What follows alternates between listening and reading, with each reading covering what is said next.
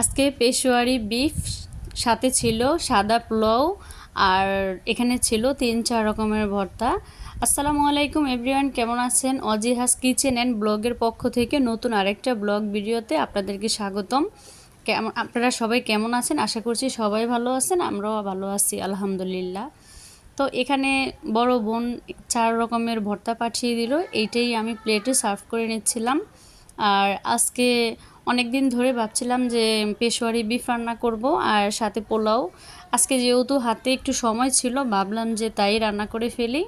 তো এখানে আমি হাজব্যান্ডকে চর্বি থাকে এরকম গোস্ত আনতে বলেছিলাম, তো এরকমই এনেছিল। আর সাথে কিছুটা হাড্ডিও ছিল। তো এখানে আমি আস্ত রসুন, তারপরে আদা কুচি আর টমেটো একটু স্লাইস করে দিলেই হবে, আর আস্ত দিলেও হয়। আবার এখানে একটু আদা কুচি, এখানে কোনো হলুদ মরিচ এগুলো দেওয়া যাবে না। এটা হচ্ছে আজকে পেশোয়ারি বিফ রান্না করছি। এখানে আলু বড় বড় সাইজ করে দিতে হবে। ইচ্ছা করলে আপনারা টুকরা করেও দিতে পারেন, আবার আলুটা স্কিপও করতে পারেন, এটা আপনাদের খুশি। আর রসুনটা আস্ত দিলেও ভালো লাগে, আমি আদা স্লাইস করে এভাবে দিয়ে দিলাম। আর সাথে একটু পেঁয়াজও ছিল, সেই ভিডিওটা স্কিপ হয়ে গেছে। তো এখানে আমি যা যা দেওয়ার দিয়ে নিলাম। আর আগে মাংসটাকে একটু ম্যারিনেট করে 10 মিনিট রেখে দিতে হবে। তারপরে এই উপকরণগুলো দিয়ে আপনারা চাইলে প্রেশার কুকারও রান্না করতে পারেন, আবার আপনারা চুলায়ও রান্না করতে পারেন। তো আমি এখানে দিয়ে দিলাম গোলমরিচ। এটা অন্য কোনো মশলা যাবে না, শুধু গোলমরিচ মশলাটাই যাবে এই পেশোয়ারি বিফে। আর এখানে ঘি দিতে হবে, তেলটা ইউজ করা যাবে না। বাঙালি বলে কথা, একটু ঘি তো ইউজ করাই যায়, ফ্লেভারটা ভালো আসে। এজন্য আমি এখানে ঘিটা ইউজ করে নিলাম, তেলটা দেওয়া যাবে না। তো খুবই মজাদার হয়েছিল এই পেশোয়ারি বিফটা।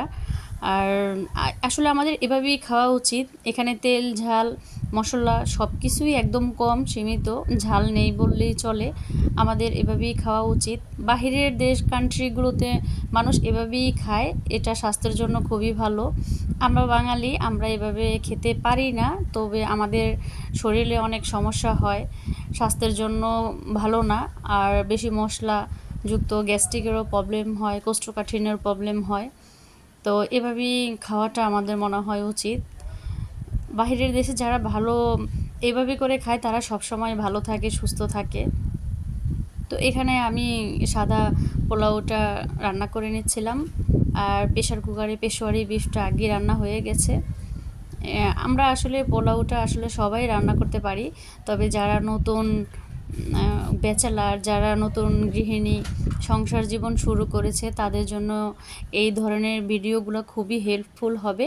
তো আমার ভিডিওটা যদি কোনো অংশ আপনাদের ভালো লাগে, আপনারা আমার চ্যানেলটা সাবস্ক্রাইব করে দিবেন।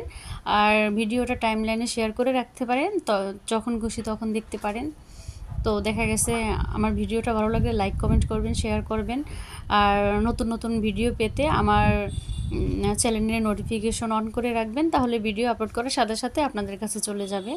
তো এখানে যে পেশোয়ারি বিফটা আমি প্রেশার কুকারে 2-3টা সিটি দিয়ে নামিয়ে আবার চুলায় রেখেছিলাম, কড়াইতে। এভাবে আমার কাছে একটু ভালো লাগে। আর এটার ঝোলটা, গ্রেভিটা যে কী যে মজাদার, খুবই ভালো লাগে এটার গ্রেভিটা। তো আমি এখানে রান্না করে নিচ্ছিলাম। এটা রান্না করতে আসলে বেশি সময় লাগে না, প্রেশার কুকারে দিলেই তাড়াতাড়ি হয়ে যায়। তো আমি নাড়াচাড়া করে ঢাকনা দিয়ে রাখছিলাম। বেশি ঝোল শুকানো যাবে না, একটু মাখা মাখা ঝোল রাখতে হবে, তাহলে এটা দেখা গেছে পরোটা পোলাও দিয়ে খেতে অনেক টেস্ট হয়। তো আমি যখন একটু হালকা শুকিয়ে আসবে তখনই আমি নামিয়ে ফেলবো। এখন দেখেন কিছুটা ঝোল শুকিয়ে এসেছে, নামানোর সময় এসে গেছে, তাই আমি আর বেশি চুলায় রাখবো না। দেখেন মনে হয় তেল দিয়েছি, কিন্তু আমি এখানে কোনো তেল ইউজ করি নাই, ঘি দিয়েছি।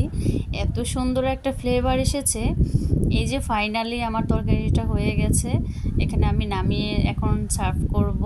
খুবই লোভনীয় এবং মজাদার হয়েছে। আপনারা সবাই বাসায় এভাবে ট্রাই করে দেখবেন, রেসিপিটা খুবই ভালো লাগবে খেতে। আর আমি মনে করেছিলাম যে যতটুকু আশা করেছিলাম তার থেকেও বেশি হয়েছে, আলহামদুলিল্লাহ খুবই মজা লেগেছিল।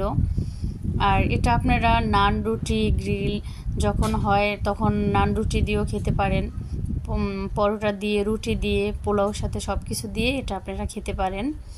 তো এখানে আমার পোলাওটাও প্রায় হয়ে এসেছিলো, আমি একটু নাড়াচাড়া করে নিচ্ছিলাম। এখানে একটু ঘি দিয়ে তারপর নামিয়ে ফেলবো। রান্নাটা আসলে বলে দেওয়ার এখানে কিছুই নেই, এখানে এটা শুধুই দেখে আর রান্না করে টেস্ট নিলেই বোঝা যায়, এটা এখানে শেখানোর কিছুই নেই। আর রান্না মোটামুটি আমরা সবাই করতে পারি, কেউ একটু ভালো কেউ একটু কম, সবাই আমরা করতে পারি। তো আমরা যারা না পারি আমাদের জন্য ভালো একটা অপশন, দেখা গেছে ইউটিউবে সার্চ করেই এখন রান্নাগুলো খুব সহজে আমরা বিভিন্ন দেশের রান্না, বাংলাদেশের রান্না সব কিছুই আমরা খুব সহজেই দেখে শিখে নিতে পারি। এই জিনিসটা সবার জন্য আমাদের খুবই ভালো হেল্পফুল একটা কাজ। তো আমার রান্নাটা ফাইনালি হয়ে গেছে, এখন আমি নামিয়ে নিয়ে আসব। আর এখানে যে ভর্তাগুলো পাঠিয়েছিল আমার বড় বোন, সেই ভর্তাগুলো আমি এখানে সার্ভ করে নিচ্ছিলাম। সাদা পোলাওয়ের সাথে ভর্তাগুলো খুবই ভালো লাগে খেতে, বিভিন্ন রকমের ভর্তার আইটেম খিচুড়ি দিয়ে তখন খেতে ভালো লাগে। তো আমার ভিডিওটা ভালো লাগলে সবাই একটু লাইক কমেন্ট করে আমার চ্যানেলটা সাবস্ক্রাইব করে দিবেন আর পুরো ভিডিওটি দেখবেন আশা করছি। তো সবাই ভালো থাকবেন, সুস্থ থাকবেন আর আমার চ্যানেলের সাথে থাকবেন। আসসালামু আলাইকুম।